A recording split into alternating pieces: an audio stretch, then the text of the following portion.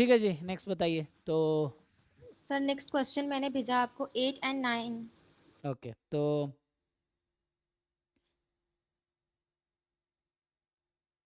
8 और 9, तो 8 कह रहा है कि आपके पास mgf इन्होंने दिया है 1/1 - 4 t² है ना। तो अगर आप इसको ध्यान से देखेंगे तो एक होता है e⁻μt अपॉन 1 - b² t²। ये किस रैंडम वेरिएबल का mgf है? तो ये आएगा कॉची डिस्ट्रीब्यूशन। म्यू की जगह क्या है? सर 0। सर लाप्लास का होगा ना, लाप्लास 0 to। ओह सॉरी, हाँ लाप्लास का। तो ये होगा लाप्लास मतलब डबल एक्सपोनेंशियल है ना। तो लाप्लास 0 to हो गया। ठीक, अब क्या कह रहा है कि एक नया इन्होंने टर्म डिफाइन किया ई एम, जिसका मतलब है expectation of maximum of 0, x। ये मतलब वही है, ब्रैकेट वैसे लगाओ, मतलब वही है।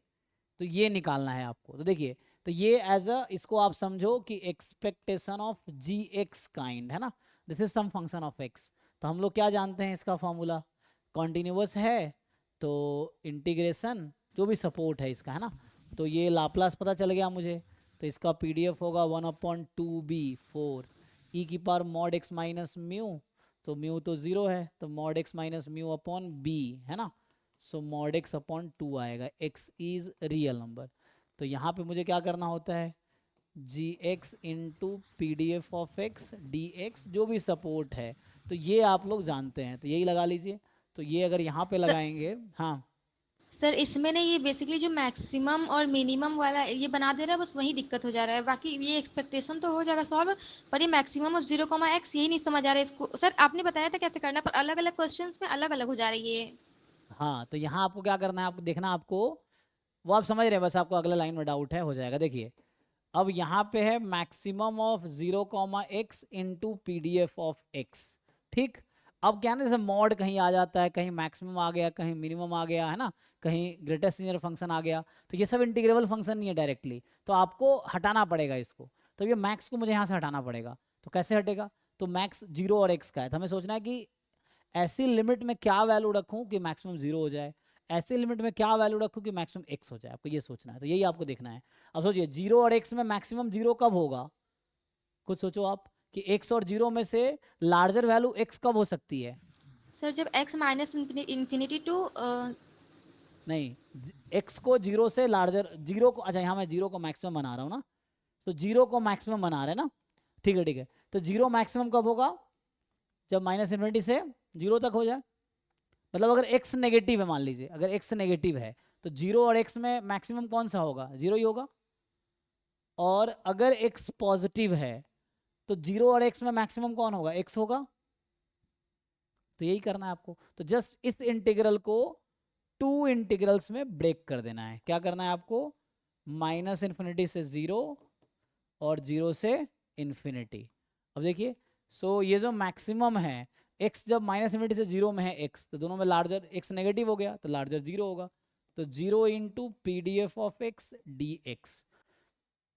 जब x 0 से इन्फिनिटी में है, जब x हमारा पॉजिटिव है, तो 0 और x में मैक्सिमम क्या होगा? पॉजिटिव वाला। तो ये होगा x into F x of x. अब ऐसा नहीं इसको ई एक्स लिख देंगे, ई एक्स तब लिखते हैं जब पूरा सपोर्ट होता है। यहाँ पूरा सपोर्ट नहीं, आधा सपोर्ट है, तो ई एक्स नहीं लिखेंगे, इसको इंटीग्रेट करेंगे। ठीक है।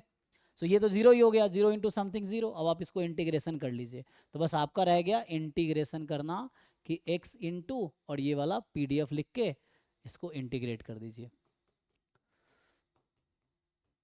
ठीक, सो ये आप इंटीग्रेट कर लीजिए, काम हो जाएगा।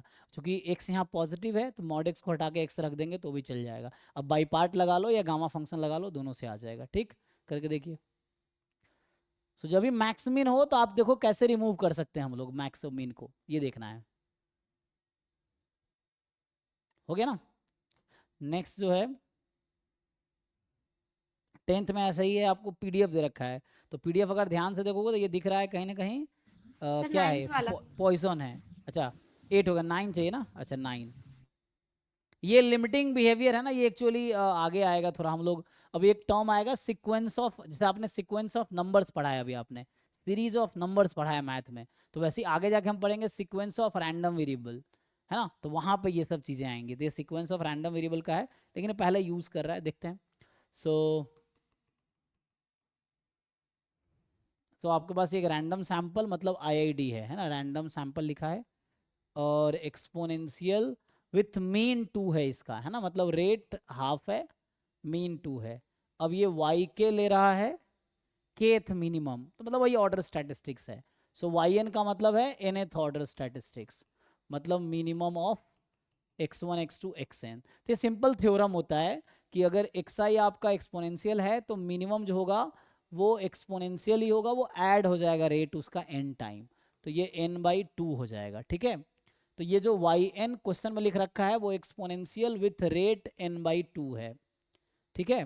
तो अब आप यहाँ से एक्सपेक्टेशन ऑफ वाई एन निकालेंगे, कितना होगा, रेट n/2 है, तो एक्सपेक्टेशन 1/λ होते हैं, लैम्डा n/2 है, तो ये 2/n हो जाएगा।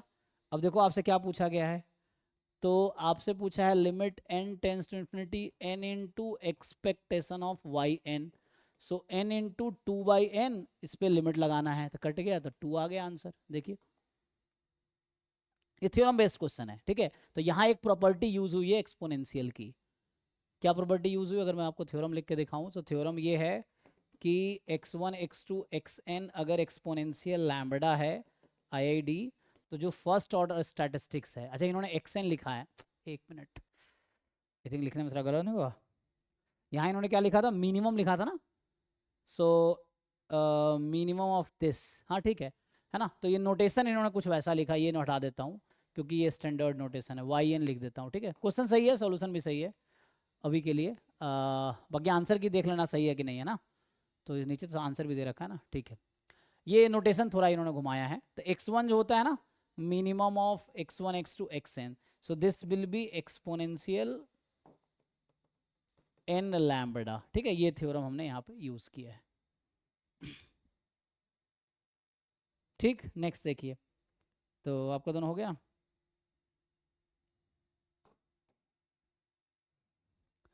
डन जी। सो